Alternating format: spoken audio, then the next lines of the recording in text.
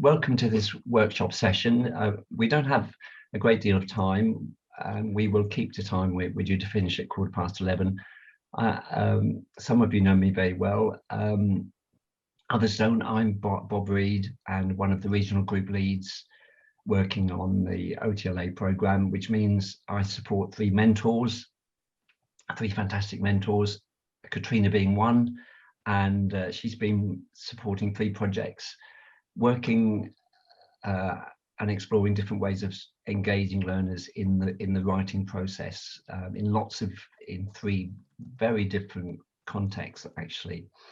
And it's been a thrill for me to see how each project has kind of just changed its shape in response to not only the pandemic, but the different kind of findings and insights that the project leads have gained as the months have passed.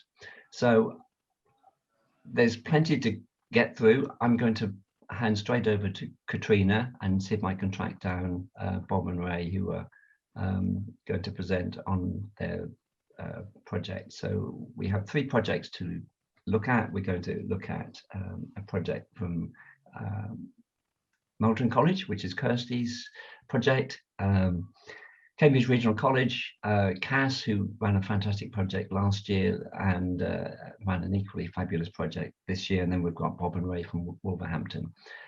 Catriona, whilst I try and track down Bob and Ray, do you want to introduce Kirsty? I will do. Yeah, I just wanted to add, thanks Bob for your support, by the way. I just wanted to add that the shared theme here is imaginative writing. I haven't been able to find my pirate hat and eye patch or my hook anywhere, but let's crack on with it. They're all fired by their passion for meeting the learner's needs first. So it's about not only shaping everything to the curriculum, but looking at where the learners are and getting the things that they want to do to the level of the learners so that the learners are incrementally supported. So it's matching teaching and learning activities and resources that are accessible, inclusive, engaging, and powerfully liberating for the learners who have had no confidence at all in what they've been doing before. So I will start with Kirsty from Moulton College, who's looking at that incremental difference between where the learners are now and what they could be doing next. I'm not quite sure how we get to Kirsty from here, Bob. Yeah. Well, Kirsty should be able to share your screen, Kirsty, shouldn't you? I think so. Sorry, I'm just going to quickly put my timer on because I'm paranoid that I'll go over. There we go. So sorry, I'm looking anyway, but the screen for a second. Right, let me just see. I'm hopefully going to be able to share my PowerPoint. Yeah. There we are. Oh, in fact, actually, I've said that, but I don't want to share that yet. Sorry, I was all organised and thought I won't overdo the PowerPoint slides. I'll wait and share them later. So we'll hold off on that for a second. First pick up. So hello, everybody. I'm Kirsty Powell. Thank you for the introduction, Catriona and Bob. I'm an English teacher at Moulton College in Northamptonshire, which is an FE college. It's a vocational college, land-based, but actually offering a range of courses now, including sport, animal welfare, as well as agriculture and arboriculture and other land-based courses. So our project was about developing learners' writing, and we were, as Catriona says, looking at ways that we could do that in a sort of very incremental way and meet the needs and respond to the challenges that we were seeing the learners having. So as those of you who've looked at the agenda will know probably, I called this presentation the apathy antidote, because one of the things that I'm sure any FE English teacher will connect with, that we were seeing a lot of the time, was when you'd ask learners to do a writing task, when you'd introduce a writing task, there would be a distinct lack of motivation from the learners. Lots of insecurities come into the forefront, a general feeling of, oh, I can't write, I can't do this, it's going to be too difficult and I'm not going to know what to say. So yeah, specific things that inspired our project were things like their struggles with Motivation, lack of ideas. Kirsty, can I just check? Did you think you were sharing some slides yet? Not for a minute, Bob. Sorry, right, I okay, did, that's but fine. then I No, I realised just I had to shouldn't have. message So someone, so I've just come back in. Sorry, no, for sorry, the Bob. interruption. Go on. No problem. I confused myself with that as well. So yeah, so really learners constantly thinking, I can't develop my points in my writing, I can't think of what to say next, I don't even know where to begin. Those sort of thoughts, those sort of struggles from the learners. That was what inspired this project. So something for you all in chat now, hopefully, if that's okay, if you can still see the chat and access that. A question for you all. When you want to improve an aspect of your practice, so that's teaching if you're still currently a teacher, or whatever it is that you do, management, for example, if you're currently a manager, when you want to improve an aspect of your practice, who are you most interested in learning from? So if you could just pop 1 or 2 answers each into the chat for me, I would be really grateful. And it will all make sense in a minute. So I'll just repeat the question. When you want to improve a certain aspect of your practice, who are you most interested in learning from or hearing from? Just answers in chat.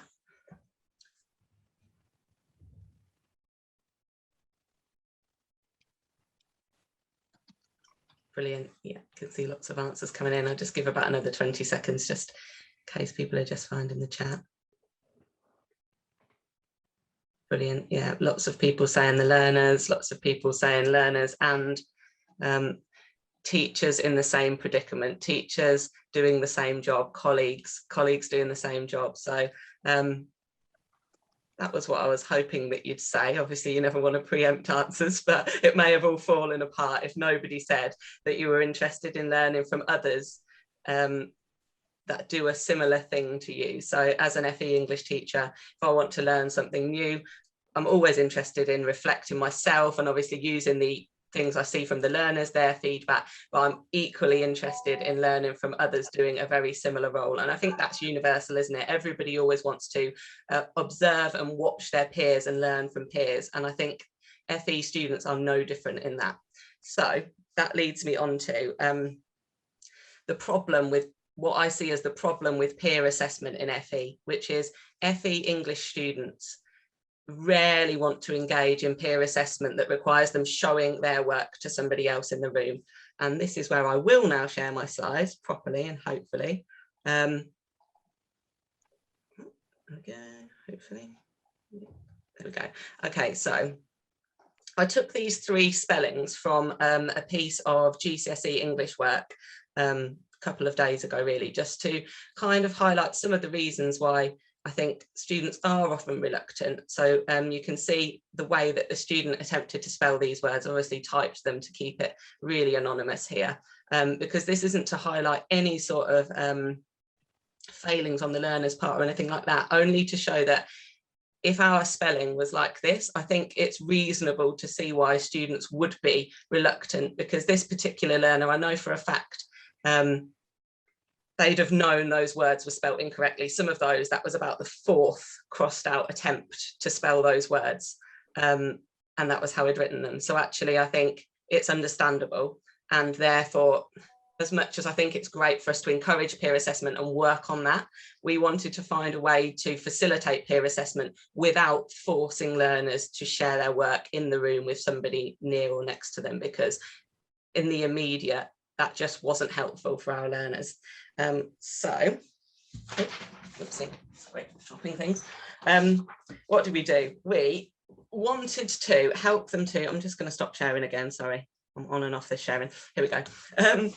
What we did was we wanted to scan in, with permission, scan in, photocopy and mass print examples of learners writing, and then share those pieces with learners at the college in the same year, but in other groups, so that they could peer assess as a class collaboratively, so that they were learning from people just like them, but they didn't have that stress and that insecurity of now show somebody next to you your work, when they were feeling, actually, I'd like to do anything but. So then we collaboratively facilitated peer assessments. So I'm just going to show you a specific example of one that we shared with learners in another group. So the question that they were answering, I'm just going to read this, was: you have been asked to give a talk to your class about a hobby or special interest to try to encourage others to get involved. Write what you would say in your talk. So that was the writing task. You've been asked to give a talk to your class about your hobby or special interest to try to encourage others to get involved. Write what you would say. And what we did was we shared this one with another group. So this was written by one of my construction students. Hopefully it will let me move slides. There we go. Okay, so obviously we'd print it double-sided. They'd have a copy each.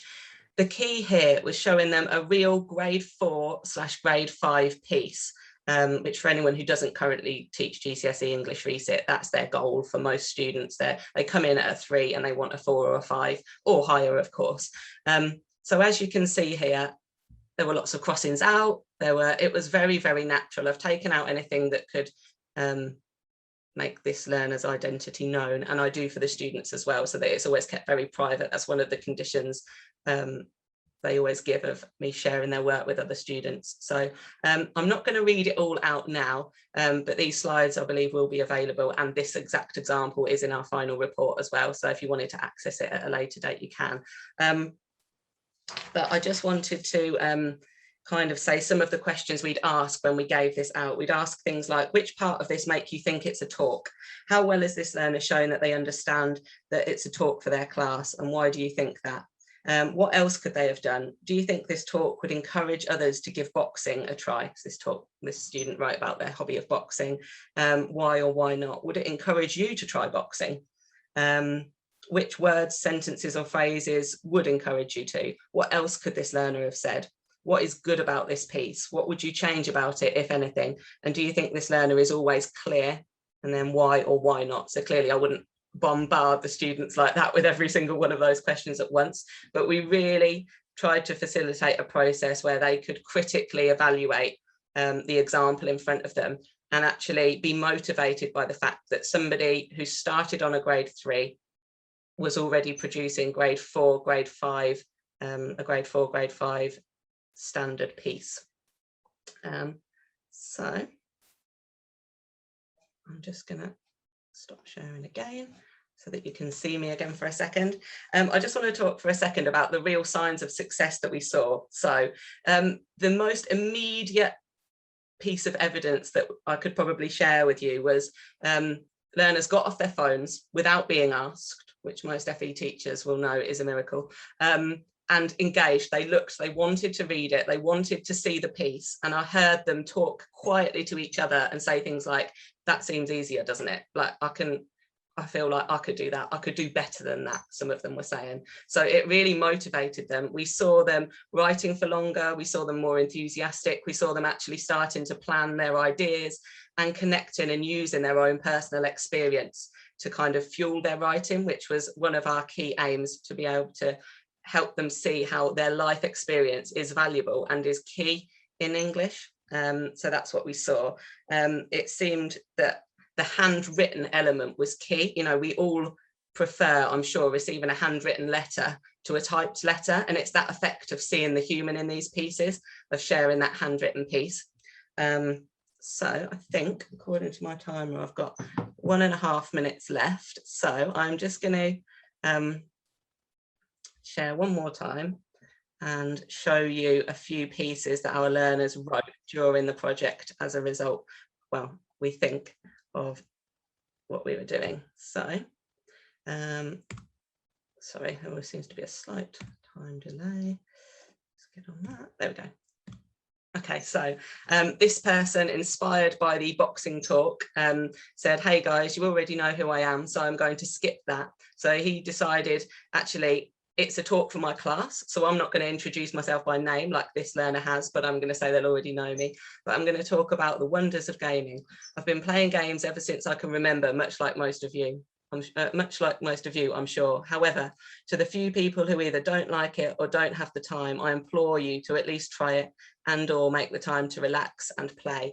This learner wrote a full 2 pages, but obviously for time reasons, I'm not going to share the whole thing. It is in the final report. In terms of creative writing, we also tried to use the writing prompts to get our learners drawing on their own personal experience. And we believe that showing these examples from other students helped them to kind of be a bit more creative and actually think about examples from their life that could fuel that. So here's one written by one of my construction students this year about a time that him and his friend were chased in McDonald's. So we're in McDonald's. I've just sat down for my food, but I don't feel like I'll be sat for long. The highlighted parts, by the way, are sort of like positive marking. So examples of him building tension, suspense and drama really effectively. Let's say James was sat next to me, scoffing his chips and chomping away at his burger. I just didn't have an appetite right now, especially after the day we'd had. I started to eat, but it wasn't setting right. Something was just not right. I nudged and asked him how he was feeling. So fine. After the day we had. As soon as I said that, I see the boys from earlier. Me and James locked eyes for a split second. I don't know how they knew we was here, especially all of them. I binned my burger and sat there patiently, hoping they wouldn't see me, but we were hard to miss. So I just loved how naturally they were using features of good creative writing. This is the last one I'll read, and then I'll hand it back over to Catriona to introduce the next one. But the day that changed everything. All day I sat and waited for a call or even a text from him, but nothing. The next few days felt like they dragged on. I spent them binge watching Netflix, series after Netflix series, trying to keep my mind off what happened. My phone stayed off the majority of the time. I slept and ate, then watched TV repeatedly, like it was a ritual. Yeah, I love that natural simile that I think we can probably all relate to. So thank you very much for listening. I will hand straight back over now before I go over time. Yeah, thank you. Thanks very much, Kirsty. I was just going to ask, we have a minute for questions, if anybody has any questions or comments that they'd like to make.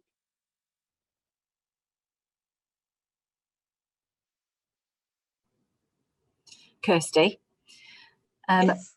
where are you going to take this next then? So are you going to adapt it or change it, or are you going to use it again this year? Good question. We will definitely use it again this year. What we are going to try and do more of through careful planning is real targeted examples that are real like for like. So for example, particularly our sports students loved it if they knew for sure that it was another sports student. The better the likeness we can get, the better. And obviously midterm, when you're really, really busy, it can sometimes be hard. So we're going to collate all of our examples from this year that we thought worked really, really well and build a bank that are really easily and quickly accessible for next year. Brilliant idea. Kirsty, do you think there was an element of competitiveness that was motivating them?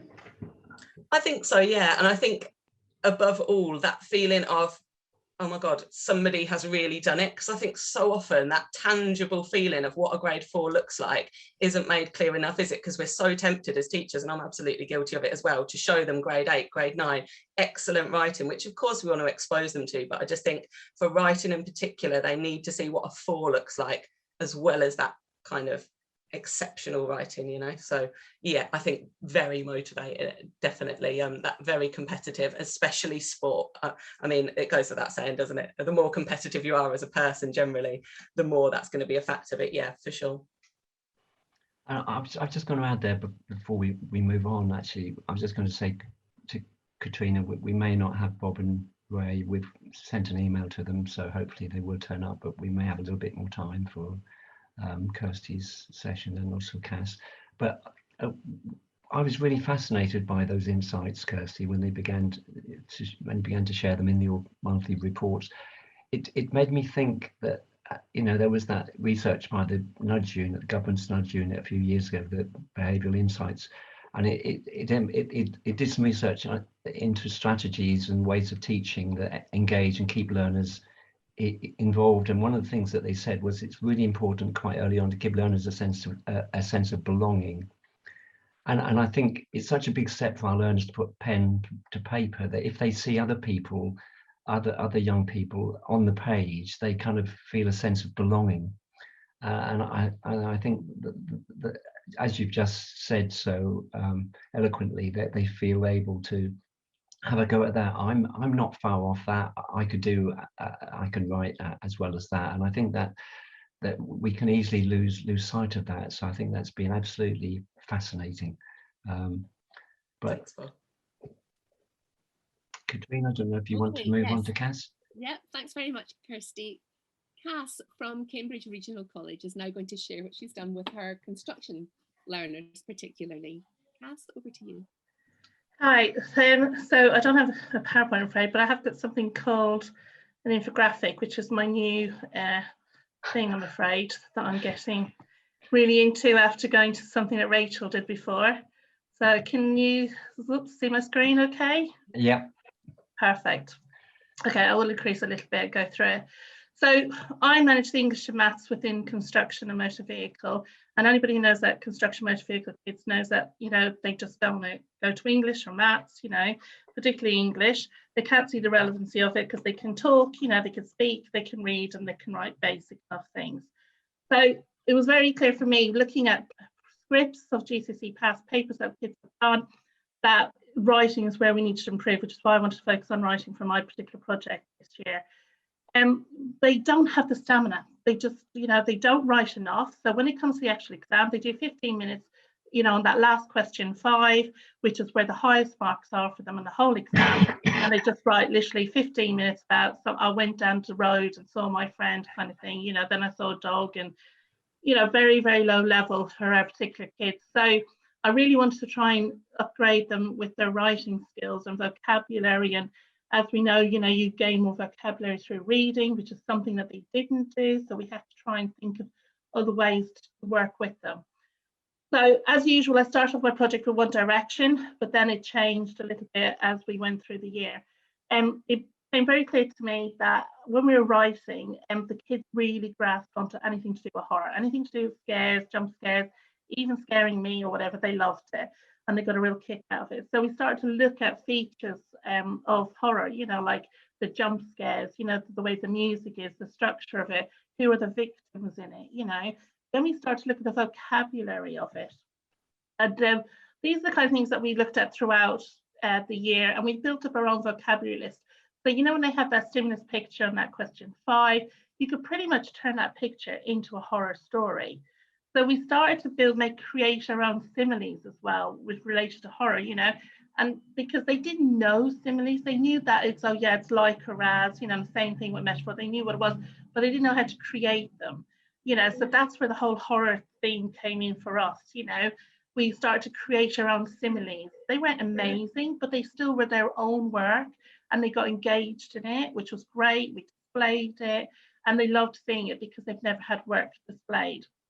You know, one of the things was we wanted to work on was their stamina of writing. We're like, well, why don't you, you know, like to write, you know? And they said, oh, it hurts my hand, you know, because they're not used to writing for long periods of time. So we tried different things. We tried a Stabilo pen. I don't know if everybody's seen it. I'm really keen to try that. We could purchase a few of those to see if that would help, because it's supposed to help improve writing.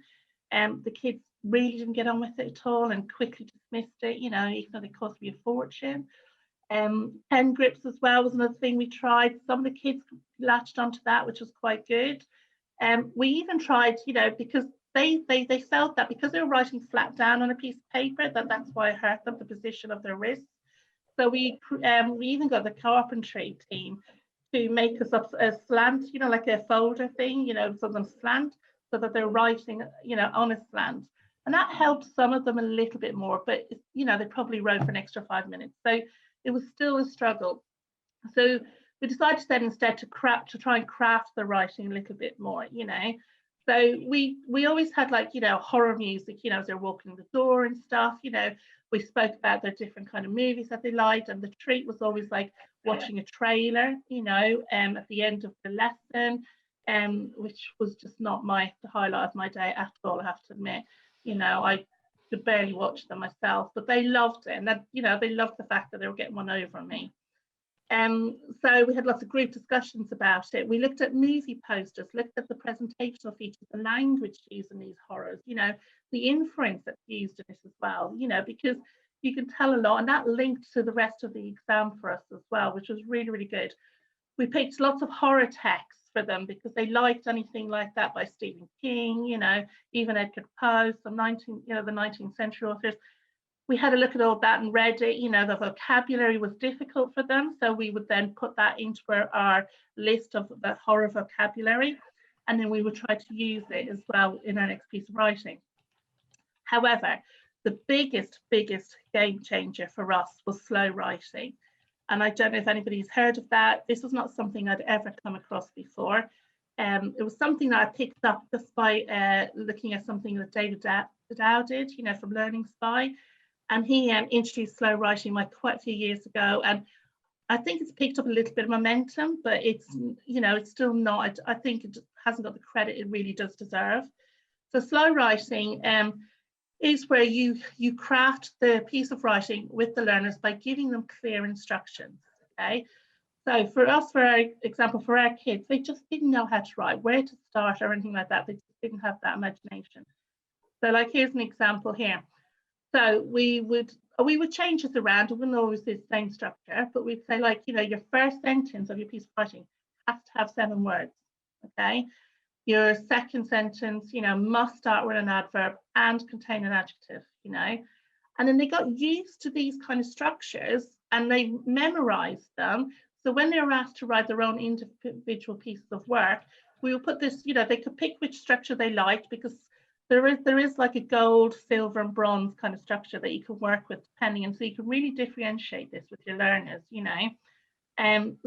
So for some of them, you know, for the gold one, the first sentence that they had to use had to be 1 word only, a 1-word sentence, you know, something like, you know, we did this just for a horror genre as well, you know, theme. So it could be just the word like fear or silence, you know, full stop, you know, very, very powerful, you know. And we know that when it comes to marking for these creative writing pieces, that the examiner is always looking for different sentence lengths as well. So this was a really good way for us to work with the learners on this.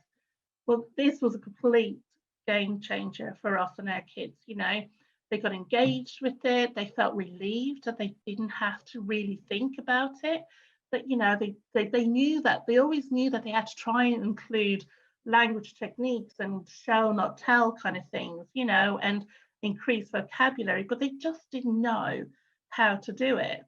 Now, it could be a bit of a cheat, you know, by giving them this structure, but, you know, and so I know a lot of places still don't like this, but for our kids in construction motor vehicle, this really worked well with them. They loved the structures, you know, they loved that they could choose which one they wanted as well. And then some of them started off like on the bronze one and could move up to the silver, you know, but if they didn't quite get the silver, they went back to the bronze again. And then they moved up to the silver one again if they felt like, you know, actually I feel a little bit more confident about that. So, and then they liked reading the work out, because before they would never read their work out. They were too embarrassed to share it. They loved reading their work out then, because it was a competition who could get the best, you know, first sentence, you know, opening sentence, you know. There was flashbacks used in it, you know, lots of techniques that they would never have used before. And you can create these yourself, you know, which is the best thing about this kind of slow writing. You know, you can do tons of differentiation with it for the students. We had a creative writing competition at Christmas, and, you know, normally we don't really get many entries, you know, that kind of thing, but most of the kids put an entry in, and we didn't award prizes on the best story. We just did on, you know, we did a variety of prizes on, you know, who's made the most progress, who's got the best vocabulary, that kind of thing. And there was prizes per class as well, so that everybody in every class got a prize for something, so that they felt empowered and they were inspired to continue with it. I mean, this was the best thing for us in the writing area for the, you know, for our students. And I think we will use this again next year, because we probably won't use it with all of our groups, but definitely the low level groups, you know, maybe those 2s who potentially could have been a low 2 or a mid 2. I think we'll definitely use this structure again next year, so that we can help them develop the writing. So then if they do move to a 3, then they can start to develop their own style of writing. But I think as a scaffolding tool, this really is something that's quite powerful, and you know, it gives the kids back ownership as well of their own writing and their confidence as well. And that's it for me, I'm afraid. Any questions? I talked too fast, I know, I'm so sorry. There have been 1 or 2 really interesting comments in the chat. Cass, you might want to Oh, right, yeah. pick up. Jess, I think you were interested in the gold, Yes, silver and thanks, bronze Cass. aspect. Oh, yeah, I just thought that was all really interesting. I'd not heard of the slow writing before, so I'm definitely going to have a read into that. But yeah, I was wondering about the gold and the silver and bronze structures that you was talking about. Did that already exist, or is that something that you collated together? No, that already exists. I mean, there's tons of it out there. You can go into the tests. The schools use it. You know, Twinkle. Everybody's got, you know, a Twinkle account. I think of some sort, and we just, you know, change it up for the age group of our kids. There's tons of them on there. You know, now I would, you know, copy it, but just put it into a bit more of a teenage-friendly format. You know, so it wasn't patronising. But they're already out there. The test has got loads. There's some free on the test. They're, you know, £2 to get a couple of samples. But even Twinkle has got loads of them as well. Brilliant. And did you refer to them as bronze and silver so that they kind of wanted to move up those ranks within it? We didn't make a big deal out of it. We just said, you know, pick whichever one that you want to do. You know, have a look at them. You know, particularly at the beginning of the year, we kept that bit on the down low. You know, we thought about let them choose. You know, let them choose and let them feel what they feel comfortable with without letting the whole class know what everybody's doing. So in the very beginning, we just said, oh, you know, here's a card. We give them all the same. Pick which one that you want to do, you know, and then we'll give you the card for that, which is what we did. And then as we went through the year, the kids would say, oh, no, I don't want that one. Cass, can I have the other one instead, the next one? You know, they wouldn't refer to it as colours, you know, because I think they didn't feel like, you know, that they wanted to say, oh, I want to try the gold one now in front of everybody. But they would be the ones that would say to us, you know, can I have the next one up, Cass? You know, oh, actually, you know, I'm done with this one. I really want to try the next one, you know. And that was really good for us because we could see that they were being aspirational, that they really wanted to try and get to the 4s or the 3s with it, you know. And then it came through very clearly in the creative writing as well, competitions that we had at Christmas. You know, it was, you know, it was brilliant. You know, the work that we saw was like really good high level stuff. You know, the variety of punctuation was there. You know, I'm not saying that they were all 4 students, but it was the fact that they engaged with the writing competition as well, you know, and then they also produced some decent work rather than the usual thing. And then what we did was we took photos of them in the workshop with their writing piece that they entered, you know, all these winners with their masks on as well. You know, I mean, sometimes it looked like a bit of a lineup, you know, with the photos, but it was interesting. But we displayed them as well in the workshops because we wanted everybody to see, you know, the vocational learners as well as vocational teachers, to see how, you know, that these kids are recognised for other skills apart from just in the workshop, you know. And then, you know, I think it empowered them a lot more because they could do it. They knew they could do it then. They just had to focus more on following the structure. I'm just going to jump in there because we've just got Ray in the group actually. So thanks for a super overview there, Cass. If you don't know about the slow writing technique, I put a link in the chat pane.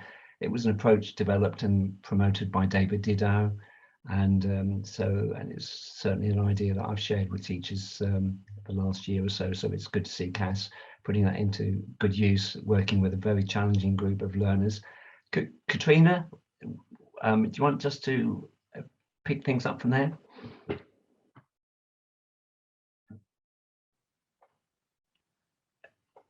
Yeah. Sorry about that. Thanks. Just like to move on now to City of Wolverhampton College. Somebody in the chat asked if people had used things like music or art as stimuli for developing writing. And Ray and Bob from City of Wolverhampton College have done exactly that. And I have to say, they have 20 appendices in their report, all of which are worth reading.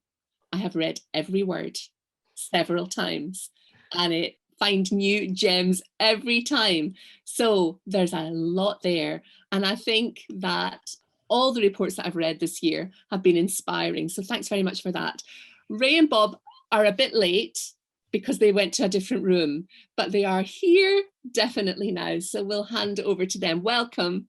And I hope you're feeling chilled enough to carry on from here. Firstly, could we apologise? We were in a room. It was very interesting. They were talking about the use of emojis in writing and reading skills.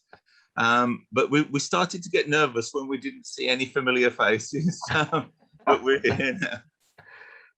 So I'll hand over to my colleague, Bob, who's going to share the screen. Bob will talk through the first part. I'll take through the second part.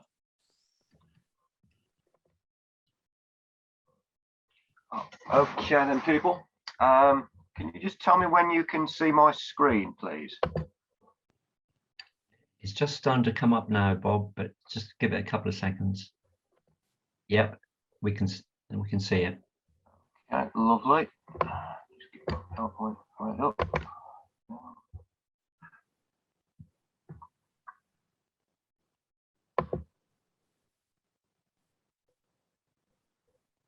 Yeah, we're just waiting for this Google Slides to come up. Yes. Yeah. Okay. No, click present.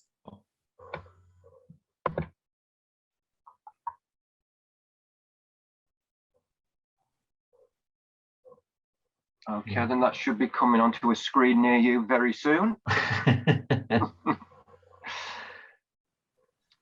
Just loading at the moment, but if you need it. Yep. Well, hello everyone, I'm Bob Hale and that's my colleague Ray Truby. We're from the City of Wolverhampton College and today we're going to be talking about our OTLA project. So a few weeks ago we had this email from Catriona asking the following questions. So what have you learned? How do you know? What would you do differently next time and why? And then what's next and why? So today we're hopefully going to answer these questions within our presentation. So we're looking reflectively at what we've done.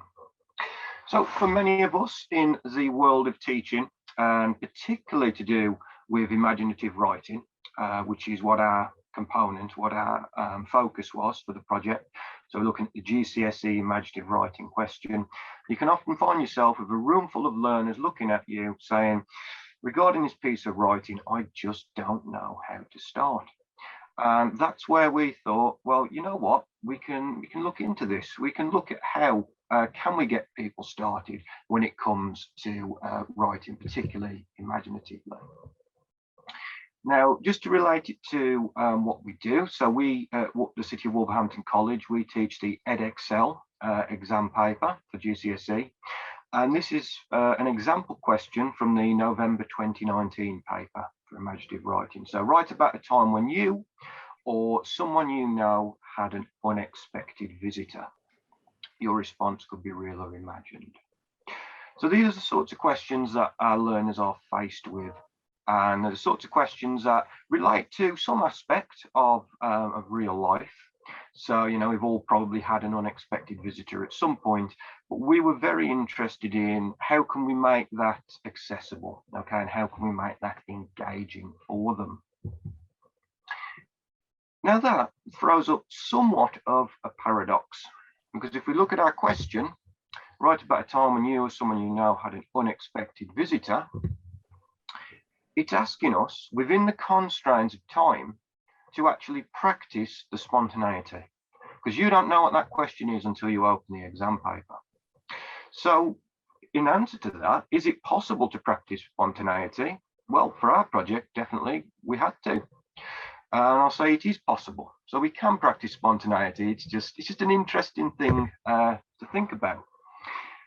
Now, this is not to say that our project went without any theoretical underpinning or anything of that nature. So we decided to look down the more cognitivist route. And one particular text we found very, very useful was Liam Hudson's Frames of Mind. Now, this is by no means a new book. You know, you've got the lovely retro Pelican label there that you can see.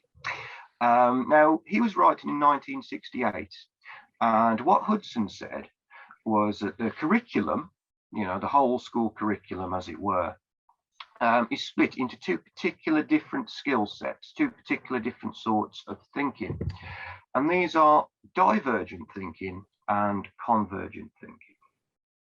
Now, if we think of it in simple terms, which is how I like to look at things, if we consider our divergent thinking to be thinking outside of the box. So this is our creative skills, okay, the sort of thing that's unique and special to all of us. Whereas the convergent thinking is relating those ideas back. Okay, so that's particularly relating it to the exam specifications or the mark schemes, whatever that may be. So you come up with this idea of divergent thinking and convergent thinking. And it's no secret that many learners find imaginative writing hard and challenging. And we would argue that it's because imaginative writing considers both of these.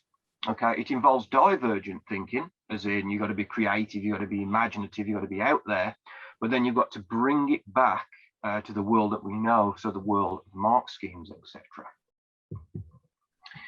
So to consider our divergent thinking, so to be outside of the box for a moment, we have our 5 senses, and this is something that we often talk about when we're looking at imaginative writing for GCSE. So you know, your taste, hearing, sight, smell, touch. But we had a really big curveball thrown our way in the fact of COVID. So in a pre-COVID classroom, all 5 of those senses are available to be explored. Okay, you can bring in different smells, etc., to the classroom. But during COVID, when everyone was there wearing masks up until Christmas, which is when we did our first project. So our first project, we looked at a song. Okay, well, project might be the wrong word. Our first task. That's a better word. Task. So when we did the first task, we looked at a Chuck Berry song. We looked at Johnny Be Good. Now we chose that song because it had a linear narrative to it. So it's a song that tells a story, and we were looking at, you know, the hearing aspect of it. When we were teaching during lockdown, so it was in February time, we explored the medium of sight. So we used an image from the Ashmolean Museum. So the image is Miss Orovida Pissarro, a very, very nice portrait. And the thinking behind that was to get them to select an item in the background of the portrait and put some creativity towards that. Okay, so create a backstory for the image, which they really enjoyed, might I add. They really enjoyed. So if we consider that our divergent thinking, if we look at, and we're not going to spend too long on this slide, and it's very familiar to a lot of us, I should imagine, that's the AO5 and AO6 mark schemes. This is what the learners have to do in order to get the mark. So they can be as creative and divergent as they like, but they need this in order to get the mark. So we have things such as select material and stylistic or rhetorical devices to suit audience and purpose. Things like the effective use of tone and accurate and varied punctuation and different sentence structures, etc. So that's what we have to relate it back to. And what we came up with is the idea, the toolbox of ideas, okay, to help them with their convergent strategies. So in this toolbox, which wasn't a real toolbox, it wasn't a physical toolbox, but they have ideas such as engaging openings, their language techniques, their structural techniques, the ending, and there were many more, but these are just things to help them in the context of the exam. Now, if we take a look at this next slide, what we have is I always put it in a love heart personally, which is, you know, besides being kind of cute, is important because you can't have language without structure. Okay, you need those two in order to get the most out of your time in GCSE. But we gave the learners this particular sheet early in the year, because most of them do have prior knowledge of GCSE. We gave them this sheet and we said, okay, bullet point some language techniques you can remember, give us some examples, bullet point some structural techniques and give us some examples. And we found that they gained a lot from this, and particularly when we could have a discussion within the classroom. Okay, so overall, this is my my part of the presentation done. Well, I'd just like to add that I really enjoyed doing it. And now I'd like to introduce my colleague, Ray, to take the next part of the presentation. So I'm talking about what did we actually learn from it? What were our findings? The first thing is both stages in the project, whether it's the stage that used listening stimulus materials, the song, or the stage that used visual materials, the portrait, both stages had three elements to it: a planning element, a first draft element, and a redraft element. Now, when we're at the planning, Ray, it's Bob. I was just going to say, if there may be some people who need to leave to have a quick break, but we're going to continue to record, so please carry on. It's no really problem. Good stuff, Ray. But no problems. What we found was in the first stage of our project, we had a very, very prescriptive template for the students to use for their planning techniques. It was basically a spider diagram with lots of empty bubbles for them to fill in. We also got them to fill in a storyboard, and whilst that looked very good, the students found it constraining because they felt obliged to fill in every bubble, or at the other extreme, that there weren't enough bubbles to fill. So it was constraining. Whereas, so what we actually stumbled across this book by Gabrielle Rico, which advocates a clustering technique. It's basically planning by free association. It's great for teachers because the only planning we have to do initially is to find a blank piece of paper, because the way it works is the students write the main idea in the center of the paper, and then we give them 3 minutes to write whatever comes into their heads connected to that main idea. Now, and all options are open, and the thing is, after that 3 minutes, then what we did is we asked the learners to talk through their ideas, and it was that conversation where, as a result of that conversation, ideas kind of emerge from the page. So these seemingly random things that they wrote down on the paper, some of them ended up getting eliminated. Some of them, circles were put round in order to draw those ideas to the fore. Connections were made between ideas. So what we were doing, but this only happened at the conversation stage between the teacher and the learner. So the clustering technique is great, but it has to be used very carefully. So we would definitely use the clustering technique in the future. I know it's a technique that's pretty well widely used in Germany, and it's also widely used in America for teaching imaginative writing. So we thought we'll give it a go, so that definitely worked. Bob, the next slide, please. Yeah, we also found this slide is all to do with settings, characters, backstories, plot lines, and so on. Now, this is all the detail of the imaginative writing, and what we noticed, like I said earlier, that the details at the planning stage emerged as a result of a conversation between the teacher and the learner. What was great about lockdown was that Teams enabled us to create breakout rooms. So the learners weren't intimidated by feeling that they'd say something wrong, or it was a private setting. So so learners were able to vocalize their thoughts much more readily without feeling that they'd be judged by their fellow students. So that was quite a nice feature of Teams, in that it lent itself to this process of talking through it. Reading recently about some psychologists talk about the we space, which is the shared area of thinking that exists between two people.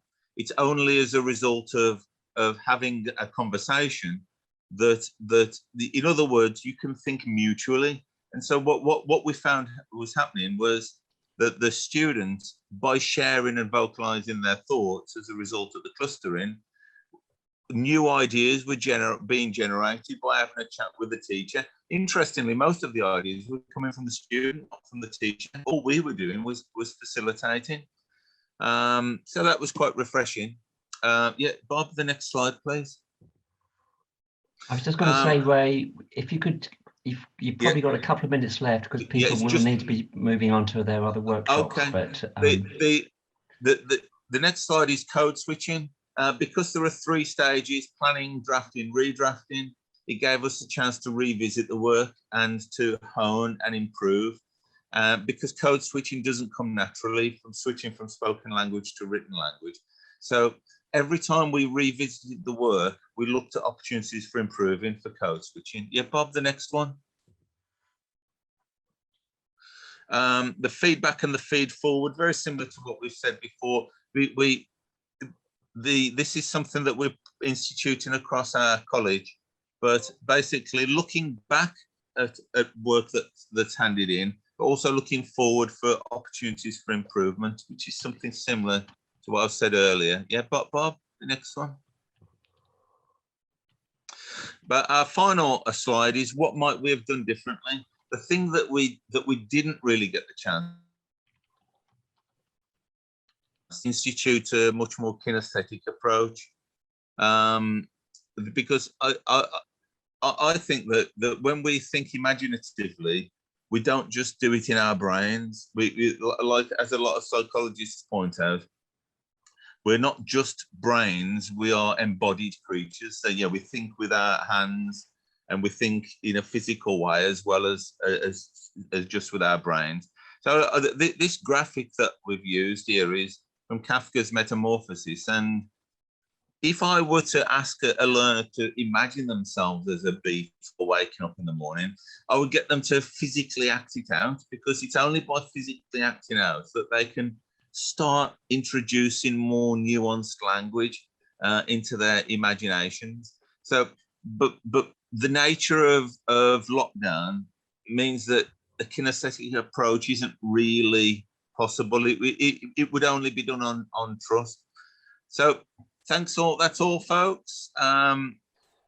If there are any questions, I suppose it would have to go through the chat because of time constraints. But yeah, Ray, that's been absolutely fantastic. It's what you've served to do is to highlight that link between theory and practice, really. And I'd just like Catriona, who I'll just give the last word in a second, I really would encourage people to have a read of your report, which contains some fantastic glimpses of classroom practice, but some fascinating reflections that have been derived from the academic reading that you've done. So thanks to Cass and to Kirsty and to you, Bob and Ray. Catriona, do you want just to sum up, because we've got people coming in ready for the next workshop? Catriona. I endorse the idea that you must read the reports. There are so many resources in there that they'll keep you going for hours and hours and hours. Thanks very much to all 3 colleges. I've had a fantastic time. It's been a blast working with you because I've learned so much. I hope everybody has a wonderful and successful rest of the day. Thank you.